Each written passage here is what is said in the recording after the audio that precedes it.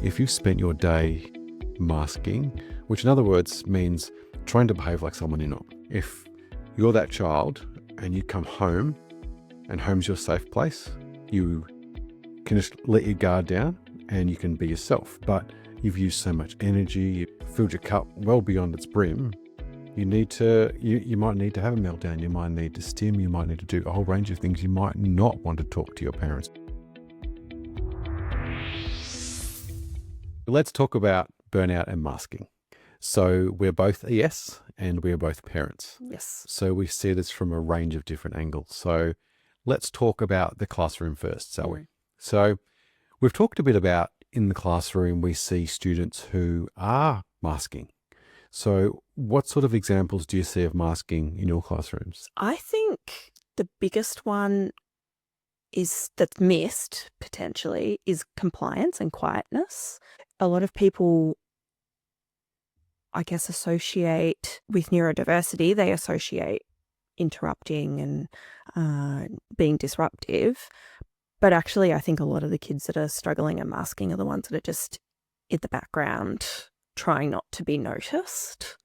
Yeah. What do you think? Yeah, I think it's very much the same. And if you know you've got a student who normally will act up and they're working on their masking, which I don't think is a good thing at all for your health as a child, but you can see them working really hard and they're working so hard on making sure that they're sitting still, or they're working so hard to ensure that, yes, I'm listening. I just think to myself, how much is going through their brain at that time? So much energy and strength is going into the, how do I sit? How do I listen? They're not listening. No. They're not listening to the message that's coming across. They're so busy being this person. Yeah. It's not themselves. It's a person that they think that they should be, that they're not actually getting anything out of the learning, which is a massive problem, right? Huge. So that sort of begs the question, as an ES, what do we do in those situations? I think as an ES, I think we need to be more acutely aware of the students that are working really hard, because like you said, it's almost like they're a computer. There's a lot of input, and the more input that's happening, the harder their output is, which in a school context is relatively important, because we need to know that they're actually learning something, and the easiest way to do that is through output.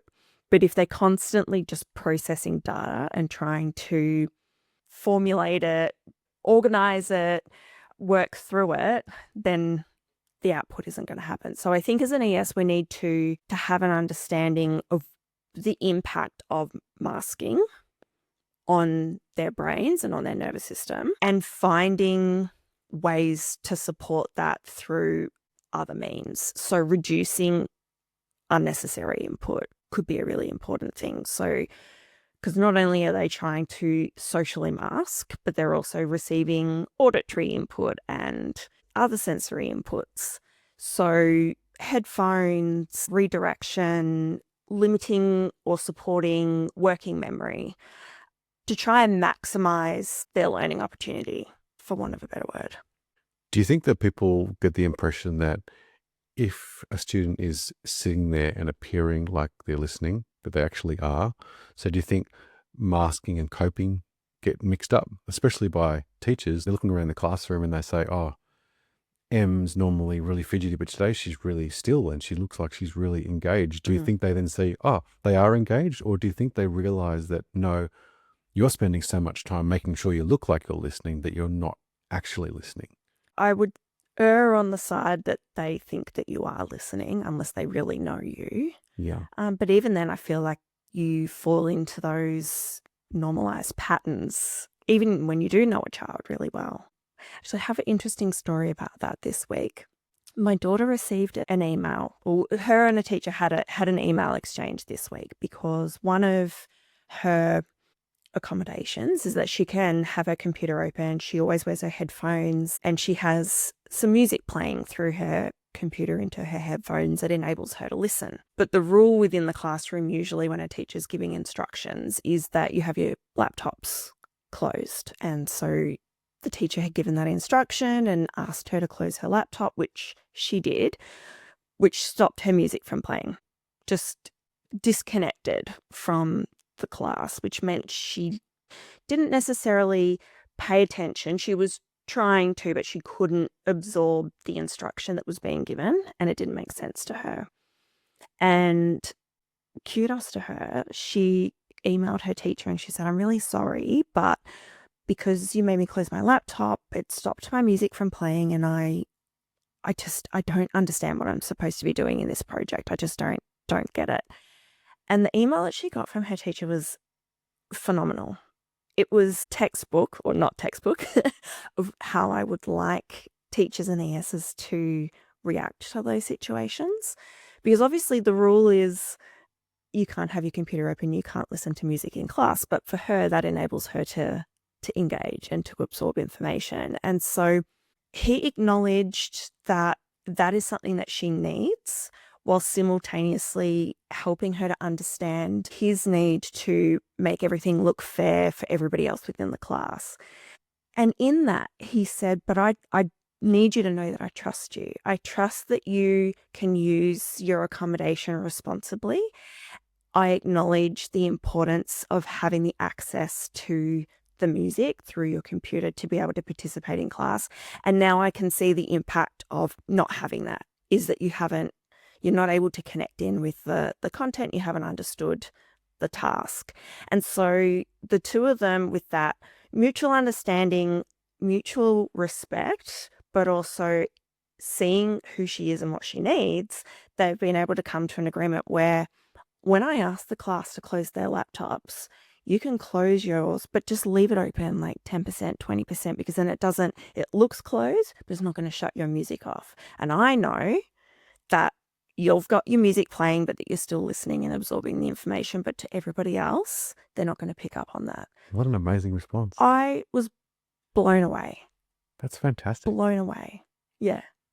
And so that's what I hope is able to happen in the classrooms. Yes. I know that the classrooms that I'm in, all the laptops get shut no matter what. And I think we're at the point now where there are some students who no longer take laptops to class because they are too much of a distraction. And the argument could be put that it's also aiding their learning, the same with your daughter. So it's a very, very tricky line to be able to walk. And especially if, say, the person next to your daughter saw that their laptop was partially open and they said, "Well, her laptop's not all the way closed. Why is that okay?" Then you start to have this thing in class where there's a real divisive line for some people. So it's a very tricky area to navigate. But I think if teachers can explain to students why things happen, I think 9 times out of 10 they can understand it and accept it. Like, that some students wear headphones or earmuffs or have regulation tools that they can use that are better. So let's take it now from the home perspective.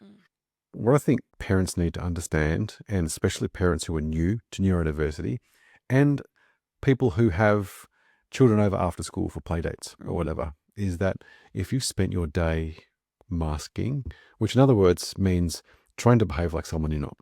If you're that child and you come home and home's your safe place, you can just let your guard down and you can be yourself.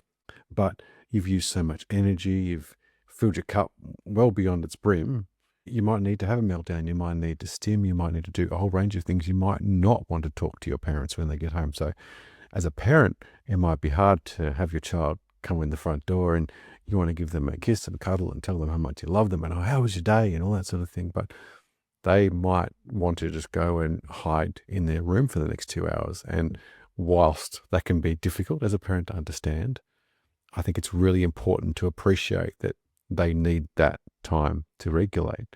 And having that time to regulate is one of the greatest gifts that you can give your child that allows them to get through that school day. I feel like everybody requires that regulation space. Yeah. Like even neurotypical or, adults, we have that too. The working from home and working from the office provides a really good litmus test of that, right? Because when you're working from home and you finish work, you walk out of that room and into the kitchen or into the living space and you're in parent mode. straight away. You don't have that decompression time.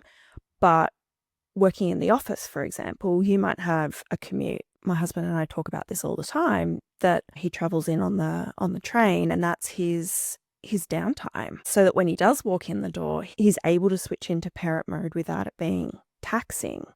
And so I think adults also have to recognize the times in their own lives or their own days where they require decompression or regulation. That's why we have lunch breaks or coffee breaks or smokos or whatever, right? Yeah. We're all doing it. We're just not maybe labeling it as we do with neurodiverse people, right? As a regulation or a capacity building. But that's what it is. Well, we had a situation in our house yesterday, which is a little bit awkward. Well, not awkward for me, but it'll come clear as the story's told. Okay. So I got home from school earlier than my wife yesterday, and I was sitting on the couch with our daughter, who is neurotypical. And my wife came in the door, and I was exhausted. I had a big day at school yesterday. It was quite a challenging day in the classroom. And so I was laying on the couch with our daughter, and my wife came in, and she came over to give her a kiss. And my daughter pulled away. Then my wife came to kiss me, and we had a kiss, and that was that. And her heart broke. She didn't know how to cope with that. And my daughter said to me, "What's going on?" And I said, "Well, Mum wanted to have a kiss, and if you pull away, then that sends a signal to her that you don't want her to do that." And that upsets her, because that's something that she looks forward to doing all day. And then my daughter said, "But she needs to respect that sometimes I don't want people on me. I don't want people to touch me. I need my own space for a little while." And so it was for me, it was a really interesting place to be, in that I was trying to explain the sides of the story to both of them. And then they went out together, and I had my daughter SMSing me while she was out. "Oh, what should I do? And how should I do it?"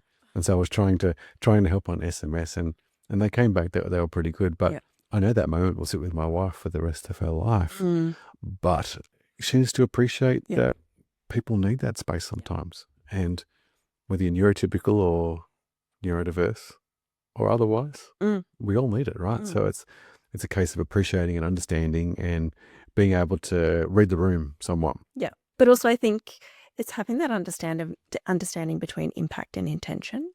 Like doing something with or without a particular intention doesn't necessarily change the impact that it has on the other person. Yep. And that physical connection or physical boundary, that's a huge one for neurodiverse folk. The hugging conversation I feel like that's a conversation that all parents have, where there's this expectation that you're going to give a grandparent a hug. And this has been a big bone of contention in our family, where one person wants to give and receive a hug and another person doesn't want to do either. It's not about the other person, right? If my child doesn't want to be hugged or give a hug, that's not against the receiver. That's them explaining their needs, or it's her need of protecting her space and how it makes her feel, but it's not an indication of how much they care about or don't care about the other person. And that can be really challenging. Well, it's something that we're taught from a young age, right? You hug the people you love, or you kiss them, or whatever. And so a lot of people expect that those things are going to happen. I thought we'd talk about the different sorts of energy that we burn or use or don't use as a part of masking.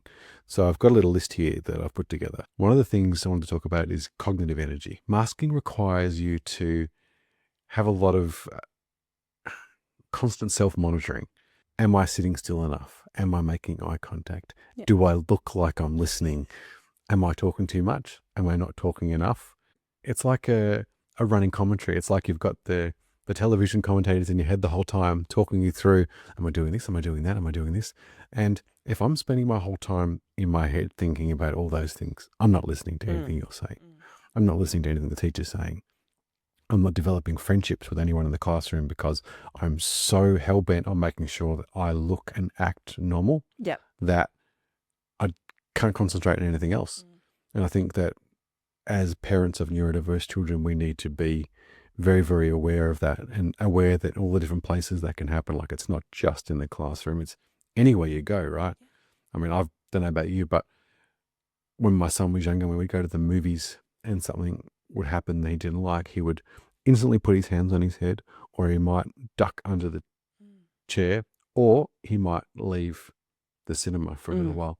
And all those little things you need to look at. But if you're spending your time masking, you're not doing those things, then I can just imagine how much bent up energy and frustration, and I don't know what other feeling you would have, but it must be all encompassing. Like, do you ever mask? Oh, constantly. I'm constantly masking. And in fact, I think part of the relief side of receiving a neurodiverse diagnosis was realizing that I'm able to be myself and unmask in safe spaces, but I can't be unmasked all the time.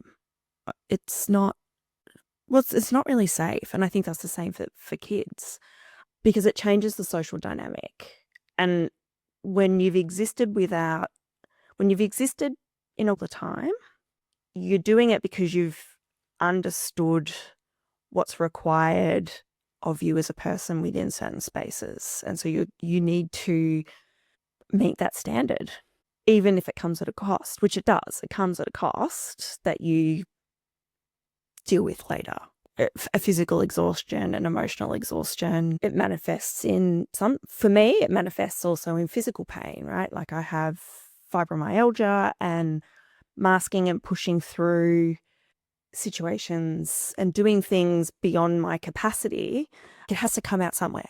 And it will come out in pain, or I might lose my appetite, or Yeah, which obviously would happen to kids at school as well, right? So you come home with your lunch not eaten, and as a parent, you think, well, why haven't you eaten your lunch? I made you a great lunch. We even talked about it the night before. But if you've been masking all day and all the energy is being put somewhere else, you don't have the energy for eating, right? That's actually something I'd never thought of about our son until this minute. Yeah, wow. So that's incredible. Yeah. Thank you. You're welcome. I had a list about emotional energy. So, masking means suppressing natural responses, right? So holding back stims, swallowing any type of reactions that you have, forcing expressions. So if you're in a group and someone says something funny and you notice everyone else laughing, you might go, you're trying to pretend to laugh, pretending something doesn't hurt, whether that's emotional or whether that's physical. That energy all has to go somewhere, right? Yep. So that's exactly what you were saying. Maybe you don't eat. Yeah. Maybe it becomes a physical pain. Yeah. I think it's a really good thing to think of. Yeah. There's a really interesting experience. I can't remember if it was last time I was here or wasn't. And we might have told this story, but it's having conversations that you don't want to have. So you'd made some cookies. Your son had come downstairs. You offered him some cookies, and he very quickly realized, oh, this is turning into a conversational exchange that I don't want to have. And I loved that he said, oh, Dad, I don't want to answer. What did he say? I don't feel like answering questions right now. I don't feel like having a conversation right now. And that was such a great example of advocating for himself. But had he not done that, the conversation would have carried on and had an emotional and a cognitive load placed upon him that he didn't need, that he wasn't able to have. 100%. And when he was younger, that's what would have happened. Yeah. I would have just kept hammering with useless questions or answers or conversation or whatever. Now he's at that age that he can step up for himself. And now that we can look at the signals, we know that I know when I ask him a question and I get a particular response, Dad, no more questions. Yeah. Like, he doesn't have to say anything. So Yes. I'm glad. I mean, you get to see him in his full natural state, right? Which has been great. It's amazing. It's good that he's obviously comfortable to be like that around you, Yeah. which is great.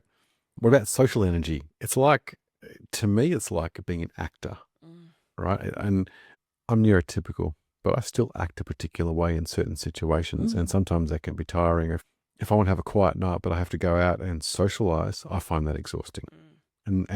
And for me, that's for a whole other reason as well, which we'll get into another time. But, I can't imagine having to look around the room and read microsignals all the time about, like, I understand how much goes on in a face, all the little things, all the little signals that you put out. And, reading all those microsignals must be exhausting.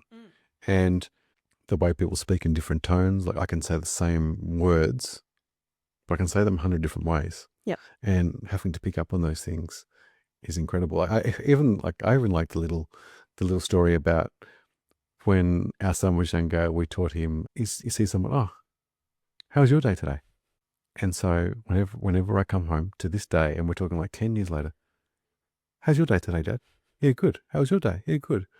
And then if he comes over a little while later and he doesn't quite know how to broach the conversation, oh, how was your day today, Dad? Oh, good, mate. How was yours?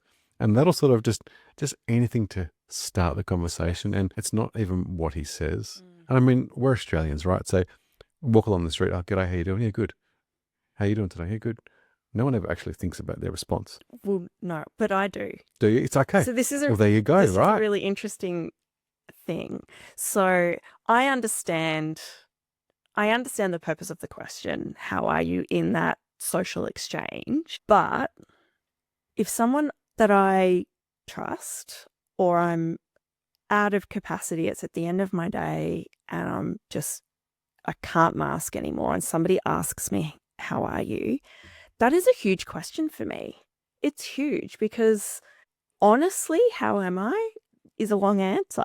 I've had a big day. There's lots of things going on. I might, whatever, right? There's 100 ways that I could answer the question. And so there have been times where somebody has said to me, how are you? And I just take a big deep breath in where I'm like, are they asking me genuinely, how am I? Or is this just that generic social exchange? And if I haven't got a lot of capacity, I have to dig deep to just say, yeah, I'm good, thanks. How are you? Yeah, right. And not necessarily answer it honestly. Yeah, that's really interesting. I remember I always used to answer with not bad. Yeah. I always to be mate. But now I go, if I think about it, I go, I am fantastic. How are you? Yeah. And I just find that makes me feel a bit better. But interesting. Yeah, it does. It means nothing. That to me is an exchange that we have at the start of the conversation just to kick things off. To me, it doesn't mean much at all, except the people I care about, I will ask them, and how's your day been? And I want the real answer. Yeah. Do you know what I mean? Like if I ask you, so how's your day going? I want you to tell me if it was terrible, if something didn't happen that you wanted to happen, if something did happen that was great. I want to hear that. Yeah. But for a lot of people, if I'm speaking to Joe the pizza man up the street, how's your day? Yeah, good. Yours? Yeah, good. That's all we need. I don't need to hear anything more about his life. He doesn't need to hear anything more about mine because honestly, we don't really care. Yes. I think that when it's people that you care about, and so how do you teach that? Well, and also how do I know? Yeah. How do I know if you want my real answer or just my... I'm letting you know I always want your real answer. Okay, good. Yeah. But how do I teach that to our son? Yeah. How do I teach it for these people? It doesn't matter what you say.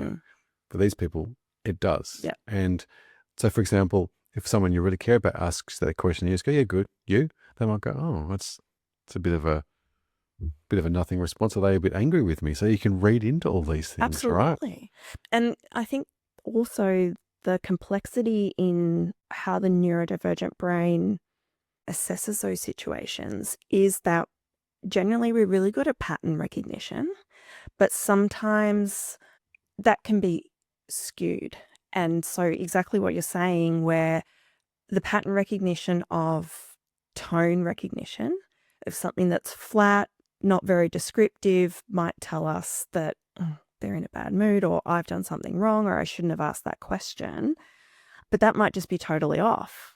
And so then you might ask again, like, oh, did I do something wrong? Is everything okay? And, oh, yeah, I'm fine. And you're in this cycle now of trying to figure out, where do I stand? And sarcasm. Oh. Our son has so much trouble with sarcasm. Yeah. And so we're trying to teach it. The only way you can teach it is by doing it. Yes. And often now he goes, you're being sarcastic, aren't you, Chad? And I'm like, yes, mate. Yeah. So I'm glad that he's picking it up, but we try and put it out there to try and help him to read it, but it's hard. Yeah. How do you know what's sarcastic and what is factual? And from my perspective, it's about tone and the way you deliver the message versus what you actually say. So if you ask me how something was and I say, yeah, it was great, then we should know it was great. If you ask me how something was and I say, yeah, it was great, then that to me says that I'm being a bit sarcastic and it wasn't great. Yeah. But if you don't know how to read those different cues, then it's the same message. And how do you interpret it? So I think it's a really interesting... Having that literal mind I think I told the story about a friend who they were moving a parent into an aged care facility. And so they needed to get rid of everything in their home. And so they were contacting family and friends to say, if there's anything you want, come and have a look, come and take it. And their son, who is neurodivergent, I want some of Nana's pots. So they came, yep, go and get them. And so when they arrived after they'd been collected, the pots were gone, but the plants that were inside the pots had been pulled out and just left on the ground. And they said, but I thought you wanted Nana's pot plants. Oh, no, I just wanted the pots. I didn't want the plants. I'm like, well, but now we have to get rid of the plants. You've got the pot. You got what you wanted. But it was that literal thing, well, I only want the pot. I don't want what's in it. Yes. So I'm going to take what's in it out and take what I really want, and not understanding the flow-on effect then, right? Because then that places demands upon the other people, because they're thinking, okay, well, great, we've gotten rid of all of the pot plants, and now they have to figure out how do I get rid of the plants that now are without a home in two contexts. Yeah. But this is the thing, right? So we, as neurotypicals, we spend so much time trying to teach neurodiverse people how to speak our language, but we make no effort to go the other way. Yeah. As a society, we make no effort. Yeah. And so, I guess part of what we're trying to achieve here is helping to bridge that gap somewhat, hopefully, especially because, just what you've taught me today has been incredible. Yeah. I'd never, ever thought about that food thing before. Yeah. So I guess social energy is another big energy. So, when you're performing, we talked about when you're performing, you're not being able to interact or engage or take any sort of information in. Like, how much time do you spend adjusting your tone when you speak? Like, thinking about what tone I am going to say this next sentence in. Do you? Every time. Isn't that incredible? Every time. When we're talking, are you mirroring what I'm doing, or are you doing it based on what you think it should be, or is this just you being your natural self? It's hard to be able to answer that entirely accurately, because I don't 100% know. There's definitely, I think it's a combination of everything. So there's definite times mirroring. There's times of intentionality where I'm thinking about the question being asked and how I should respond to that. In this context, you're also thinking about the audience that might be listening. So other neurodivergent people, parents of neurodivergent people, people within the education sector, people that know me, that might see themselves in the stories that I'm telling. So there's some caution as well. It's everything all at once. So if you're editing yourself, and this has become a bit of an interview for you, Tim. Yes. If you're editing yourself like in real time, how exhausted are you when we finish an episode? Very. Okay. Very tired. Oh, I guess that's why the coffee and biscuits are a really good addition. Definitely. I need to make sure I caffeinate before and after. Yeah, absolutely. That's one of my favorite parts. You get to have a little chat afterwards, which is good. But it's also about knowing, okay, I'm going to record the podcast. So what am I going to do in the lead up to this time in the morning? What am I doing afterwards? Sometimes that is unavoidable. We might have a pre-existing engagement that we've locked in. So then what does tomorrow look like to ensure that there is time and space for recovery and recalibration and regulation? And then also, not just for me, but also then my children, because I'm not there now. I've got a big week of work coming up. So how do I make space for them to provide what they need from me when I'm then off and working? Or it requires a lot of balance. I'm going to use you as my eyes to looking at younger kids, neurodiverse, new parents. You're spending all that time in this mirroring state. How much nervous system energy does that take? Like, you're always you must be in an alertness state for so much of the day. So how does that impact other areas of your life? It means carefully prioritizing what's really important. Really understanding that in our home, connection with each other is important. Rest is restorative, and rest is productive, is probably actually more important understanding, which means the vacuuming might not get done. The dishes might not be put away because it's not a priority. Yeah, it is a lot about making priorities, isn't it? Mm. And I think it's an issue when you first learn that your child is neurodiverse, that you need to think about the things that you've prioritized maybe in your head in Mm. advance, all the things that once you thought were going to be important no longer become important, and the things that you never really thought about or do. So, example, if you wanted your child always wanted to play netball or football or whatever, or you're always going to, or we're always going to go up to the cafe and we're going to have baby chinos, and although we did do that all too often, it's probably not a great example.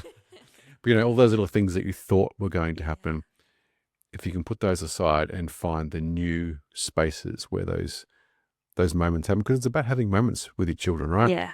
Yeah. You want to be able to feel that connection, Mm. you want to be able to feel that love, and you won't feel it, well, you might not feel it the way you thought you were going to, but Yeah. you're certainly going to get it in other ways. Yeah. I think also recognizing that you don't always need to seek connection as doing something together. It might be connection in doing things parallel, or it might be connection in the safety of doing things completely separate from each other. So if my children require time in their room doing whatever it might be, and they're able to communicate that to me and say, I'm just going to go to my room and I need to be by myself, that is a sign of connection and safety, that they feel confident to say, I know I haven't seen you maybe all day, but I've been doing these other things. And even though we might want to spend time together, I need to go and do this now. And acknowledging that that is that's safety, that's connection, that they're confident to do that, that they're not prioritizing my need over their own and vice versa.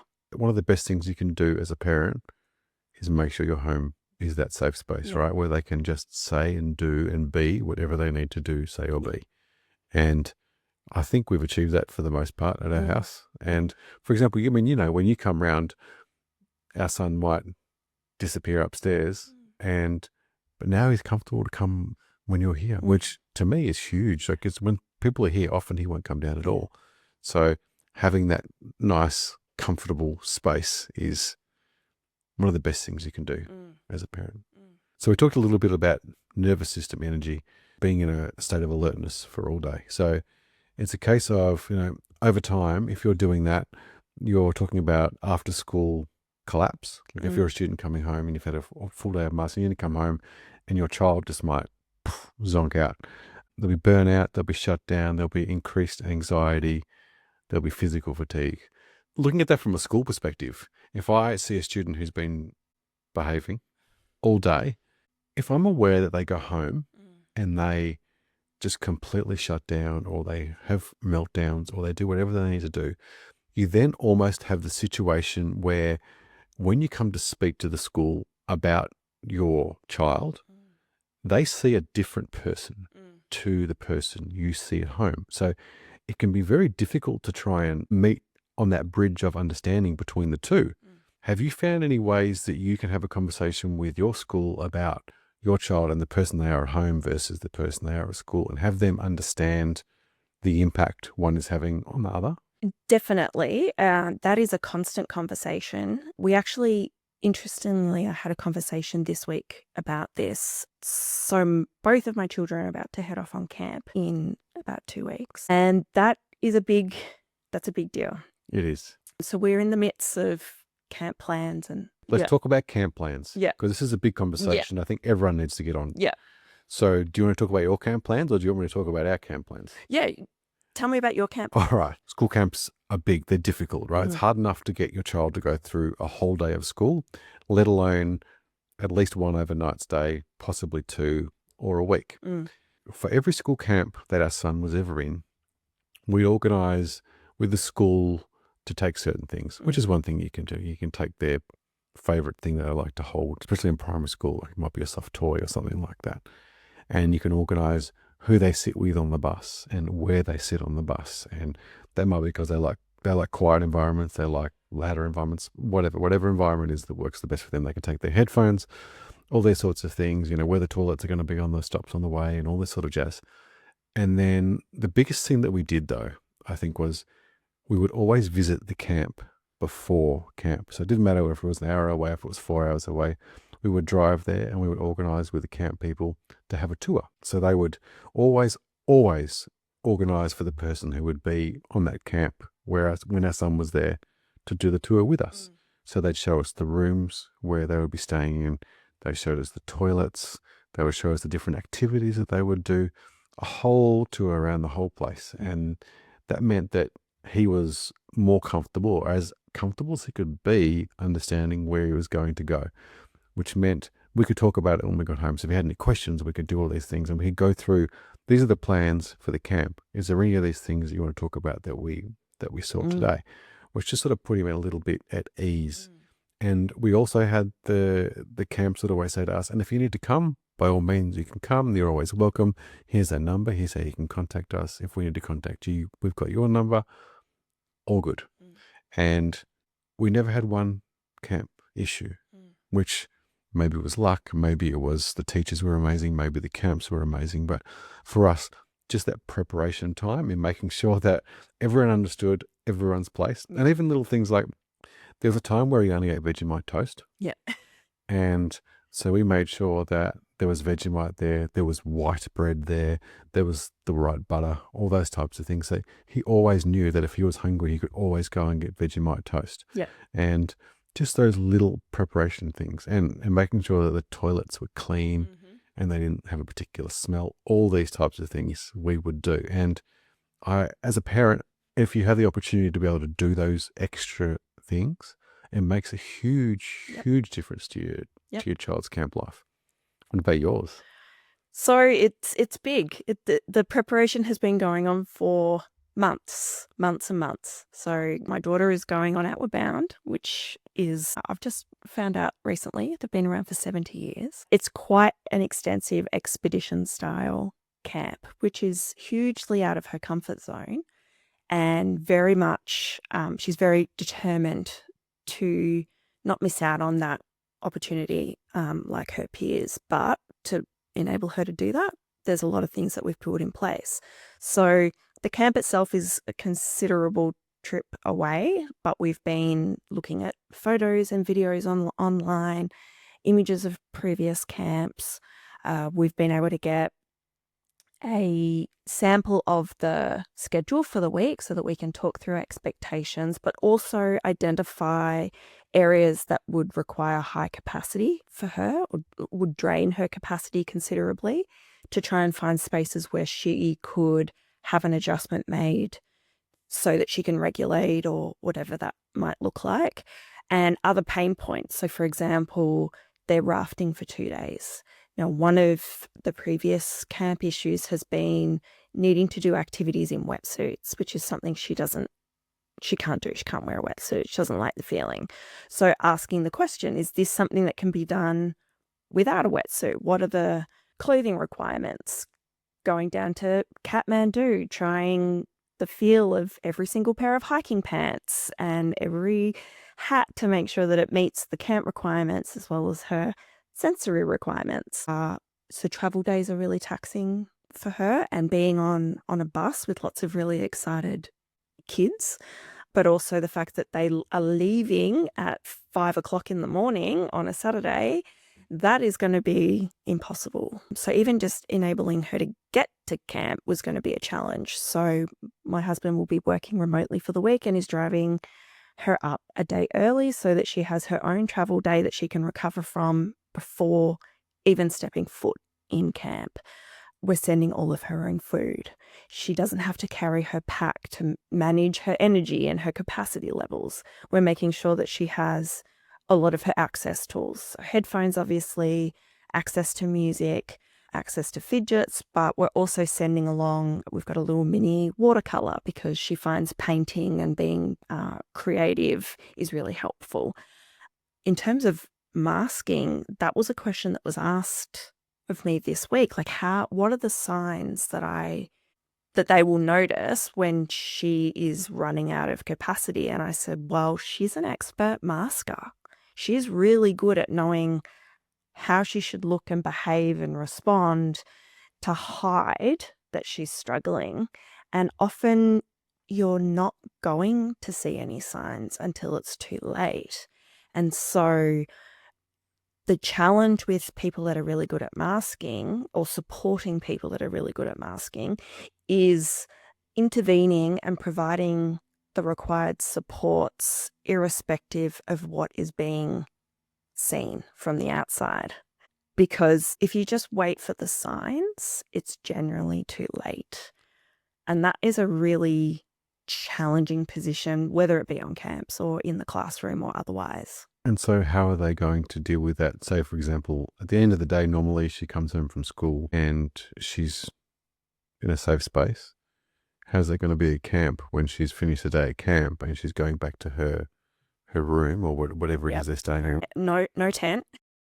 What are they saying? Yeah, so they're staying under what is called a bivvy, or it's essentially a tarp. Okay. But yeah, it's about providing her with that space that is her own, separate from the rest of the group, and understanding that, and not understanding, supporting and encouraging that separation, that social separation, as part of the routine.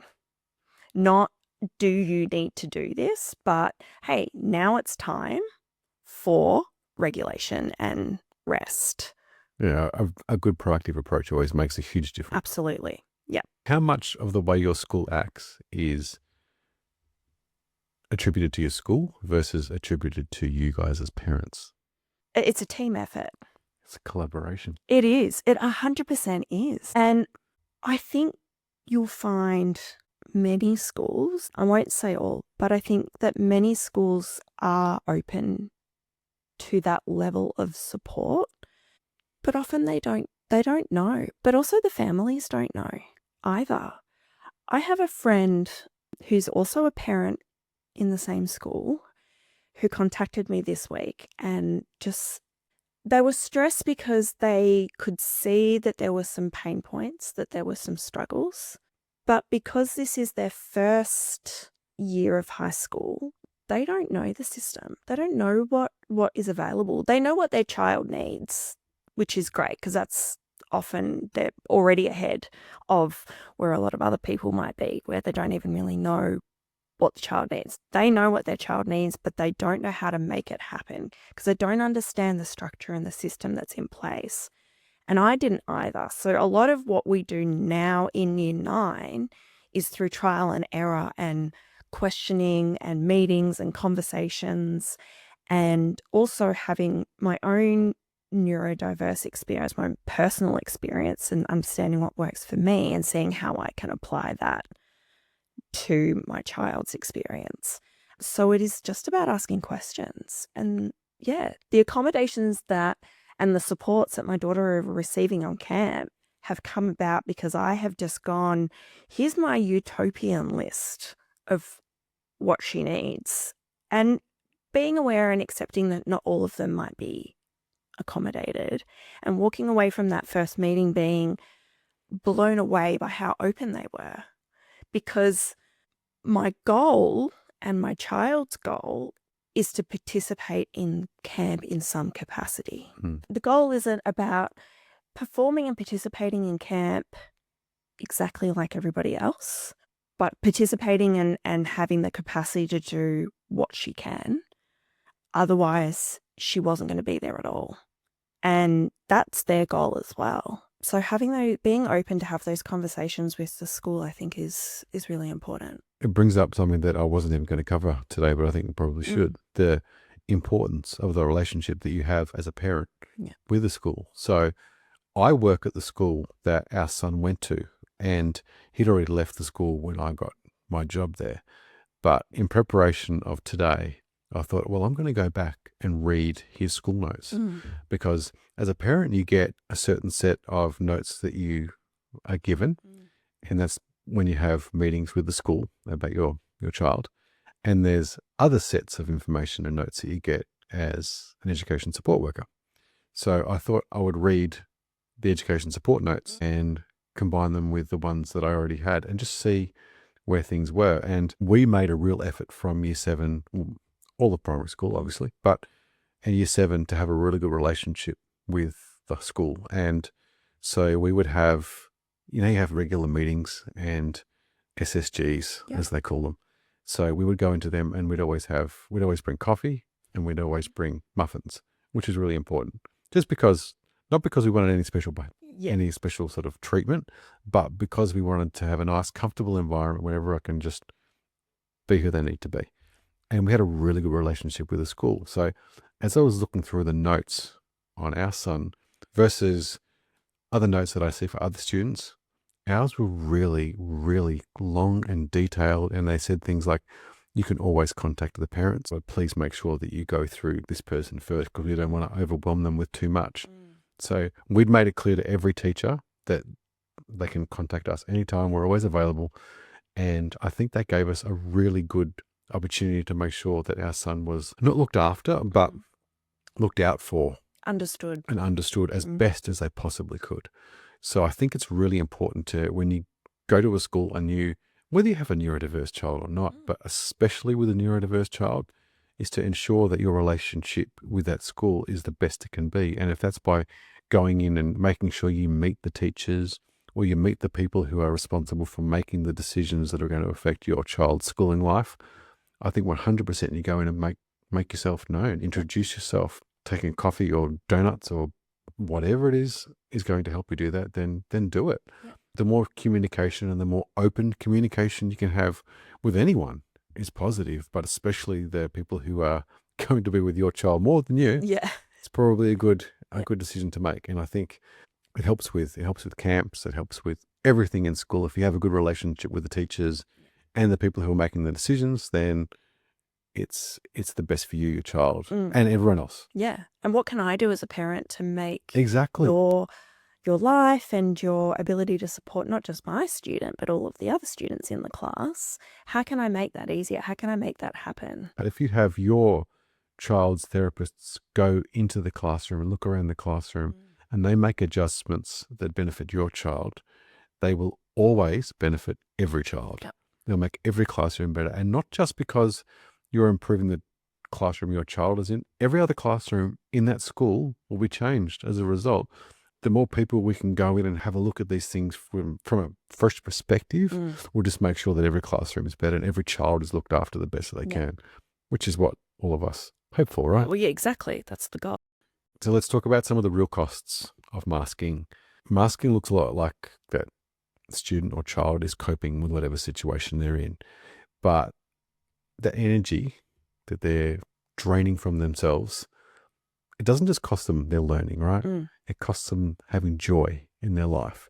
It costs them being able to play, so have relationships with other students or friends. It stagnates their creativity. So if they're masking, they're not doing their art class as best they can. They're not doing music. They're not doing all these things that they might learn to love. They're not being able to get into them at all. They're not even being able to contribute. And connection, which is something you and I talk about a lot. If you're spending so much time masking and draining that energy, how are you going to have time to connect with anyone? So, while we talked about neurodivergent kids being able to hold it together during school or during any extracurricular activity they have, when they get home, they're going to crash. And anyone needs to understand that's not them being difficult, right? Yeah. It's how they cope. It's all they can do is that they've used all their energy to get through all these things. Like they come home from school and the teacher tells the parent, Dave was so good in class today. And then Dave gets into the car and he just loses it, right? That's to be expected. Dave's been masking all day whilst talking about himself in the third person. Dave's been masking all day and I'm depleted. I'm done. I don't have any energy to give to anything else. And parents shouldn't see that as any reflection on them or their good or bad parenting or their child doesn't love or not love them or not want to spend time with them. It's a reflection on the fact that they've used all their energy to get through their day, probably to help their parents feel good about them. Yes. And they've got nothing more to give, nothing more. Yeah. Because kids want to do well. They do. They want to do well. They want to do the right thing. Do you want to make your parents happy, right? Exactly. Still want to make my parents happy, and I'm old. But I think also nothing is more joyous than true autistic joy, right? Like an unmasked autistic person is just beautiful. Beautiful. This week, my wife and I both saw it. Our son has developed a taste in a particular type of music. I couldn't tell you the genre. It's a bit of a mix, but he has a therapy assistant who comes a day a week, and he was playing him this music, and he lost himself in it. He was just grooving, and watching it was just like, even now I just go, mate, it's beautiful. It really is. And so that was really good. And then a day or two after, he goes, Dad, I want to play some music. I really like it. I said, yeah, cool. Let's have a listen. So he played it. And again, 5 or 10 seconds in, he just lost himself in it. Yeah.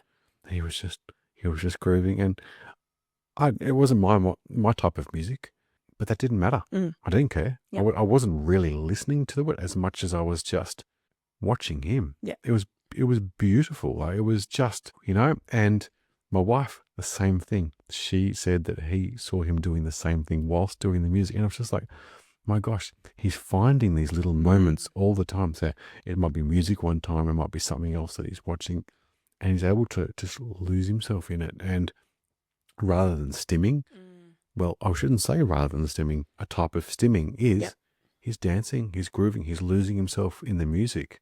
And you sort of, as an Australian, I always watched the people in London or whatever who would have those big house parties or dance, I don't know what you call them, where they would doof, doof, and they'd lose themselves in it.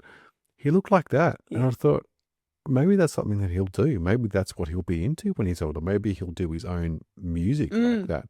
So just that unbridled beauty, the unbridled enjoyment, the fact that I'm not putting on a filter to hide how much I'm enjoying this. As I do, I put a filter on. I don't let people see how much. I don't want to look like, someone is over, which is ridiculous. Yeah. But just to see that just no restraint, just loving that moment. Yeah. They're just authentically who they are. And nearly all the time, Yes. when they're not masking, should I say when you're not masking, you get to see the person's true beauty. And it is amazing. I love the fact that any conversation I have with him, he doesn't hold back. And now that he even feels he's got a much larger repertoire of things that he can say, as in social situations, that he just lets fly with some things, and he has the most amazing sense of humor. And it doesn't always hit the mark, but then again, neither does what I say. No. So why would I expect him to be any better than I am? No, even the best comedians miss jokes, right? Yes. So just that ability, the unfiltered joy, the ability to have a conversation with someone who doesn't have a filter is great. And bridging that gap for neurotypical people is so important. We had a similar experience last weekend. We went away. Every year we go away for my mother-in-law's birthday. So there's a bit of an extended family trip that we do for a weekend. And 3 years ago, my daughter had a really hard time. Spent most of the time hiding in the room, lots of burnout, lots of overwhelm, and it was challenging. And then last year just wasn't even able to go. This year was really excited to attend and was able to, be more unmasked. And the people around her just saw such a phenomenal amount of change. And they kept saying, she's doing so much better this year. I can't believe how much change there is. And it wasn't necessarily that there's been change in who she is. It's who she's always been. She just felt confident to be that, to be unmasked, to share her special interest topics about sharks after spending an hour in the shark museum looking at all these different fossils, and allow these other people meeting her where she's at and being interested in what she had to say and who she was as a person enabled her to be that person. And isn't that what everyone should achieve, though? Everyone should always be comfortable to be whoever they are. Yes. And socially, for some reason, we don't. We don't. But I know that when someone comes to our house, they better be themselves. Otherwise, people aren't interested, You've got to be your true self. Otherwise, what's the point? Do we think neurotypical people are being their true selves, or do we think neurotypical people, well, I'll ask you, I mean, are you masking Now, in the I situations? definitely. Yeah. Yeah, 100%. Yeah. I think in the classroom, I'm a particular type of person. Mm. Not that I'm not the same person, but I'll only show certain sides of myself, and I'll only discuss certain things, and I won't go into a particular area deeper in some circumstances than others. And I think, whereas at home, I'll just say, well, no, I won't. I won't say whatever I want. I won't. I'll. The children hear different things. I won't just speak off the cuff to the kids because they don't need to be burdened with all the rubbish that adults are burdened Yeah. with. But with my wife, I'll unburdened. I just say whatever I think, Yeah. and so does she. Unless I think that it'll hurt her feelings, in which case I won't say it. The football team's not doing well, so we don't cover that very often. Yeah. Definitely a different person in different circumstances, and that is a form of masking. Yeah. And I think we collectively, humans, irrespective of our neurotype, we're either doing it to protect our own safety or to protect the safety of those around us. Totally agree. From my perspective, I do it to make sure that the people I'm with are comfortable. Yeah. Let's talk about a student in the classroom. So when they're withdrawn, so they're back and they're sitting still, and they look like they're listening. It's not a case of compliance. It's a case of I'm withdrawn. So, if the student stops arguing or stops participating, they stop pushing back, adults will say, oh, they've settled, they're calm, they're listening, but it's not really an improvement. It's shutting down, right? It's burnout. And so I think I've spoken about a student that I had where things got too overwhelming. Sometimes you'll have a meltdown. Sometimes you'll have a student or a child or a person or a human, whatever, who will just sit there and they'll just give you nothing. There'll be no facial expressions, no sounds, no or anything. And it's just become overstimulating. Everything's too much. It's almost like putting yourself in your own cocoon. And so there's at least 2 students that I have that do that. And that you need to leave them be. It's like the 7-second rule. Do you know the 7-second rule? So for people who don't know, tell us. if I ask you a question, I need to give you 7 seconds to respond. And if, for example, I ask you a question and I say, how's your day today? How's your day today? How's your day today? If I ask you something within that 7 seconds, it's like I'm just muddying the water. And every time I add something in there, you're already processing the first thing, but I'm then asking you to process the second thing and a third thing, and they're all compounding, right? And it's too hard. It's too much work. It just becomes muddy water. One of the biggest lessons that we learned with the 7-second rule, and this is early doors when our son would have been probably 5, is let's pretend you're my son. If I say to you, can you do something for me, Em? Often it was the M part that he would pick up. So the whole first part was might as well not have been said. So one of the best lessons that I ever learned was, M, yes, Dad, can you please, da da da da. So I always start with his name, the person's name. Just means that it's like a give it, and once you've got the response, then you've got the attention, right? But if I'm saying, I'm just about to go out and we need to all pack our bags and get everything ready. Okay, so you got that, Em? Yeah. Useless, right? I don't got it. Don't got it. So that's one of the biggest things. Yeah. 7-second rule, always start with a name. Was that something that you Yeah, I like that. And I think also when you see a child that in the classroom that has shut down, providing space and time is so important, but also like parallel proximity. So I've worked with a child like this where it does just get too much, and they might, take themselves off into the back of the classroom or whatever it might be.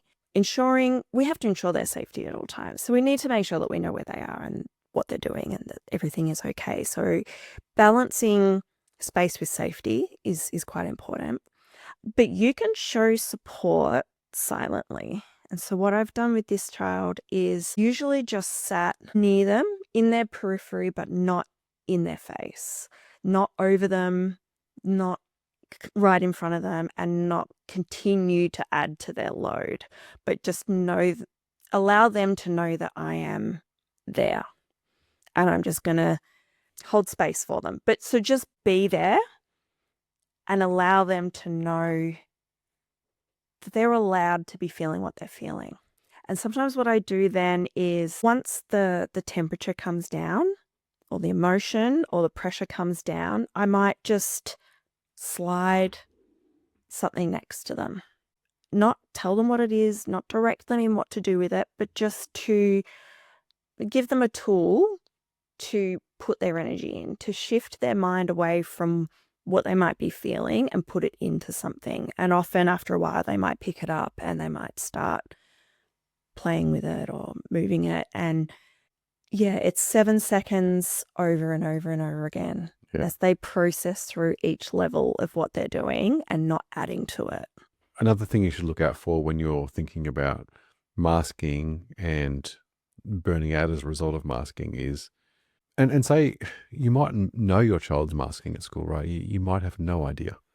And they come home and there mightn't be clear signs of being exhausted or having a meltdown or needing to do one of the things we've talked about. But there might be other signs, right? So if you've got a child who loves Minecraft, for example, and they stop playing, that could be something to look for. If you've got someone who loves drawing and they all of a sudden stop that special interest for whatever reason, maybe that's a reason. You know, the adult who used to hyper focus on things now just sort of goes flat, you know, and, you know, if you've got someone who has special interests and they start disappearing, maybe that's the reason.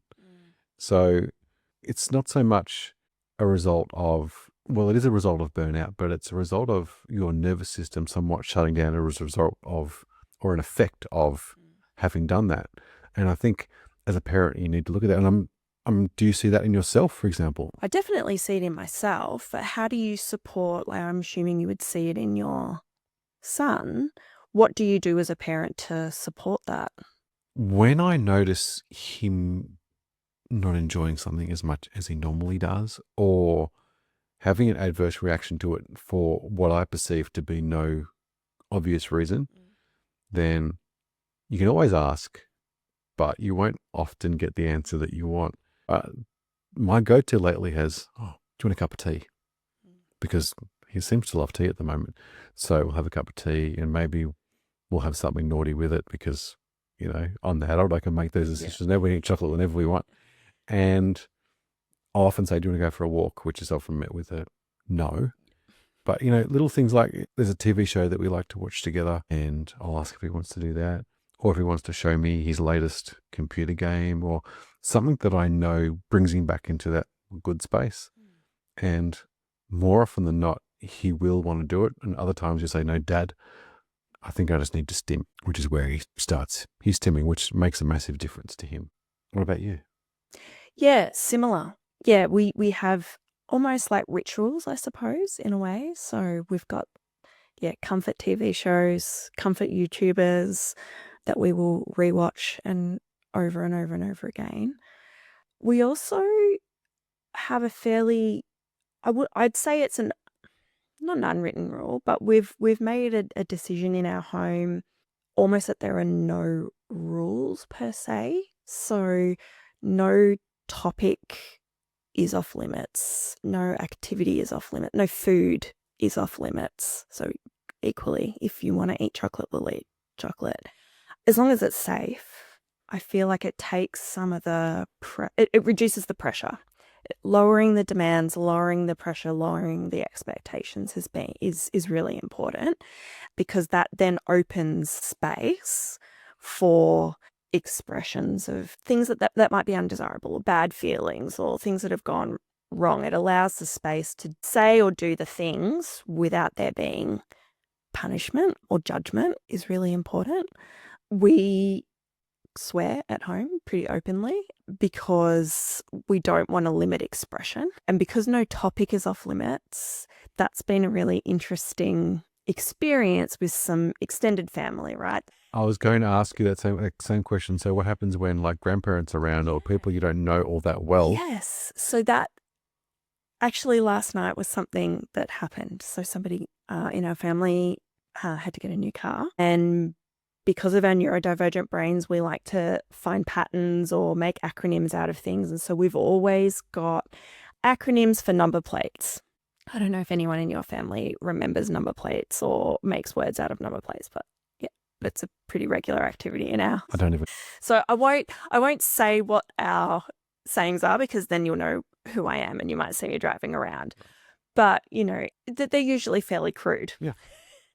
And this particular grandparent had a new number plate, and it was this really joyous moment where my daughter was able to come up with some quite funny, quite risky acronyms for this new number plate. And in the past, my child might not have done that, because they might have known that they needed to be a little bit more cautious around this family member. But the family member turned around and came up with their own risky acronym for the number plate. Very good. And it was the best moment of connection, Yep. because it was a Friday night after a big week. My child was very dysregulated, really just didn't want visitors necessarily. They just wanted to be in their space with me, vegging out, watching YouTube.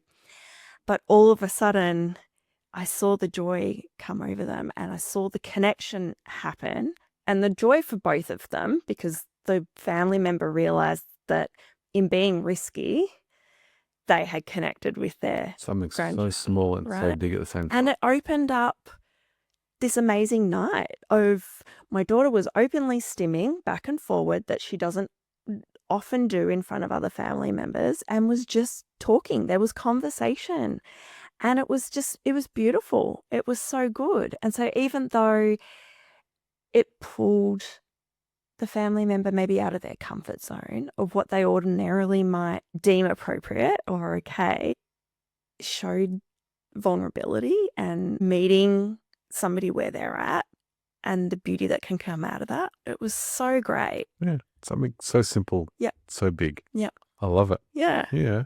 So when we talk about masking and we talk about the effects of masking, often we don't talk about trouble falling asleep, those sorts of things. The frequent waking in the middle of the night, the converse, the excessively sleeping, the sleeping in, having to go to bed, and we get refusal to go to bed sometimes too. It's about burnout disrupting regulation, and the first thing you notice is sleep starts to get a bit shaky, right?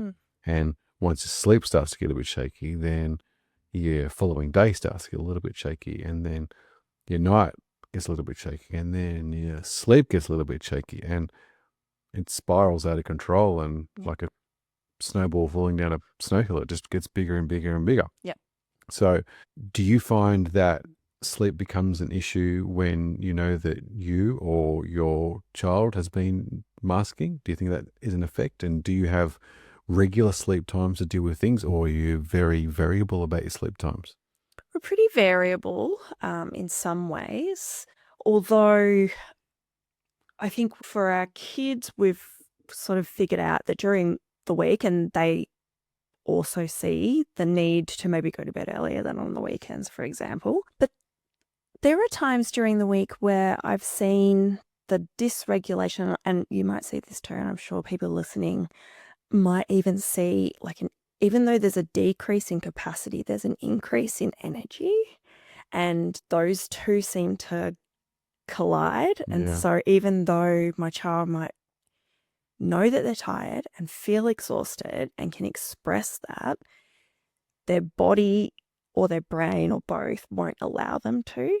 And so in the past, we might have gotten a little bit stressed if it was getting late on a school night and our child wasn't getting to sleep.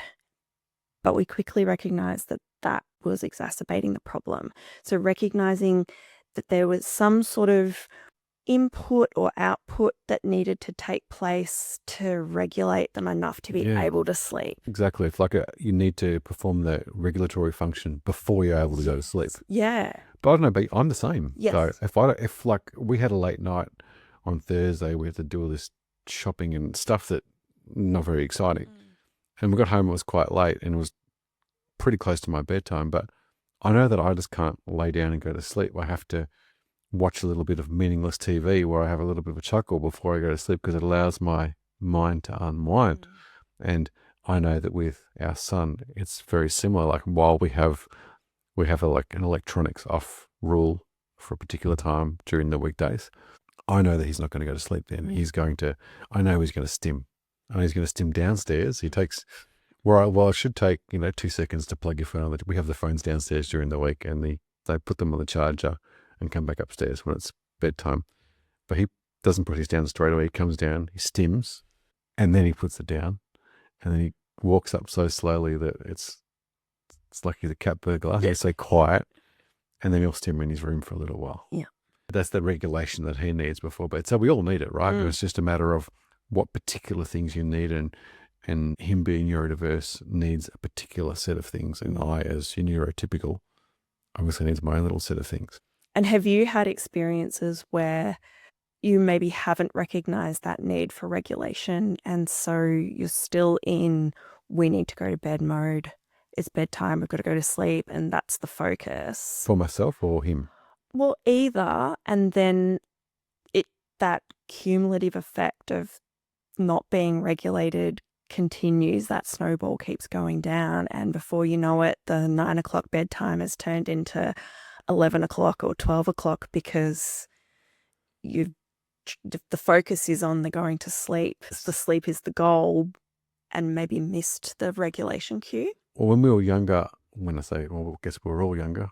When the kids were younger, we had like a 9 o'clock bedtime, and that meant that all phones and everything needed to be turned off and downstairs and lights off and in bed.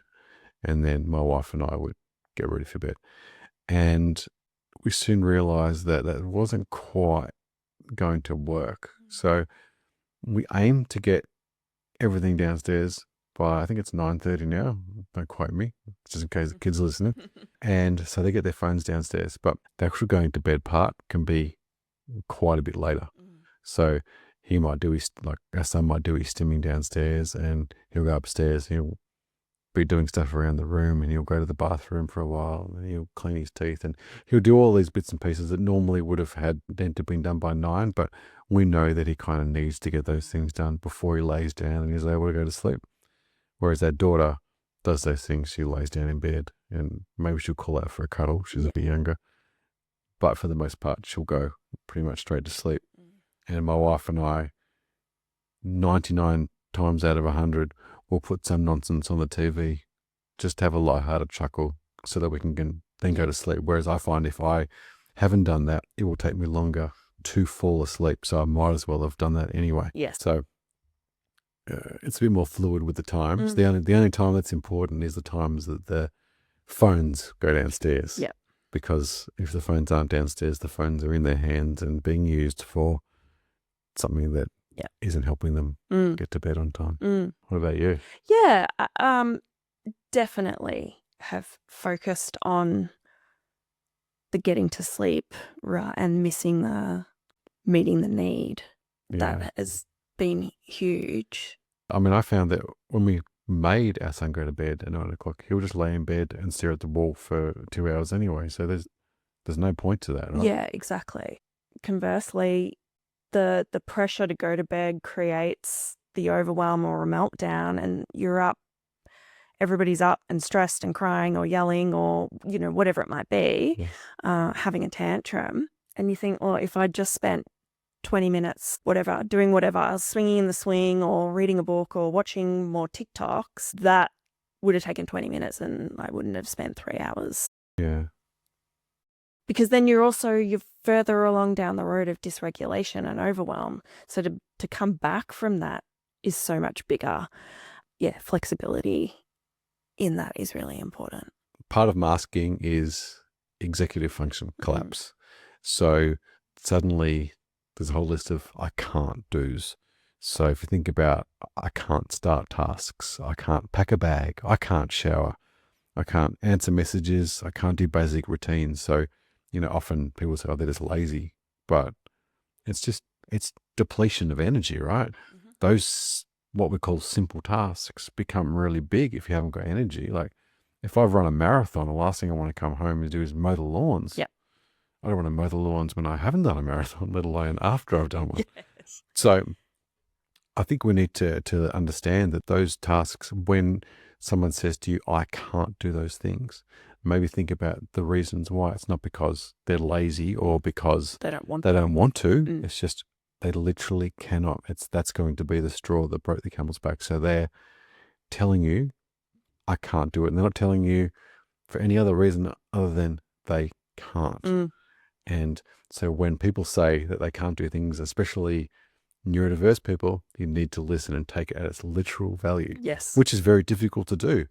From my perspective, I have to think about things very differently when my son says the same sentence versus when my daughter says the same sentence. And you have to be able to understand, which is why the whole conversation we have about neurodiverse and neurotypicals making the effort to understand each other, especially from a neurotypical point of view, we need to work harder at it. Mm. Those are the sort of things we need to look at, right? Yeah, absolutely. And it's the reason, like when people talk about, and this is a big topic, so we won't go into the topic, but people will talk about school refusal. For neurodivergent folk, it very rarely is school refusal. In fact, I'd argue that it's never school refusal. It's school can't. They physically can't be at school because of a variety of factors. A lot of that is executive functioning, because attending school and being at school and being successful requires a significant amount of executive functioning. And so it is exactly that. It's the inability to be able to do something, not the desire. And do you find there's a level of what I'll call emotional numbness? Mm. So when you're masking and say you're depleted, don't have, like, you mightn't be, I might say, oh, Em's not enjoying that very much, or she doesn't seem very happy. Are there levels of that, do you think? Yeah, I think so. A need to just disconnect somewhat. And so as a teacher and as a parent, you need to be able to try and recognize those situations, right? If I see that you're sitting in my class and we're doing your favorite topic, which is Harry Potter today, I'm going to say, you love Harry Potter, and we're talking about Harry Potter, and I see that you're either not interested or you're disengaged or you're just giving me nothing, maybe let's take it back a step, right? Say I'm in a classroom and you and I are sitting next to each other and we both love Harry Potter and the teacher's talking about Harry Potter and I'm sitting there, I'm so excited and you're giving nothing. Yeah. So the teacher can think about this a few different ways. So maybe, oh, Em's in a bad mood. Yeah. Or what's she upset about, or what else is going on, or a whole list of things. Not, oh, maybe she's given too much today and she can't give me any more. So maybe I need to not be so focused on what she's given me. Maybe I just need to respect the fact that she can't give anything and concentrate on something else. Whereas if the roles are reversed and you're getting really excited and I was giving nothing, then the teacher might think, Dave's got a bit of an attitude today. Yeah. Maybe something's gone on at home, or maybe he's upset about something, or maybe he doesn't like Harry Potter anymore. And so I think it's really difficult from a teacher's perspective to be able to look at the classroom, scan the classroom, and always remember this student, not only do they like or not like this topic, but they are neurodiverse. So they're going to react a particular way. And if they present with these things, maybe these could be the options that are available. These are the problems. These are the solutions. And that's a lot for a teacher to remember, right? Yeah. And I think it's really difficult. I know I'm in classrooms where teachers don't understand neurodiversity, but they're not given a whole bunch of training on it either. No.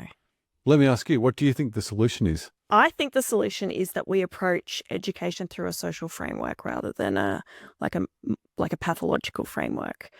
Like, if we make the assumption that only neurodivergent people burn out and so those are the only people that receive that accommodation or that space, then we're missing an opportunity to support either undiagnosed neurodivergent people or neurotypical people who also burn out, maybe for different reasons. But a social model ensures that everybody is treated equally, equitably, and inclusively. And so by approaching silence or withdrawal from an equal framework ensures that nobody gets missed, right? Because if somebody has checked out just because they can't be bothered, that's fine. But who are you as a teacher with 20 people in front of you? Like, how are you going to know that? Sure, you might know that student A is neurodiverse and you might be able to go down that path of providing the supports to them. But you don't know what's going on outside of everybody's lives and outside of that classroom. So maybe somebody is at capacity for reasons other than neurodiversity, but they're equally entitled to the accommodation or the space or the understanding, because flexibility has to come from both sides. Being inclusive isn't changing spaces just so that the minority can access it.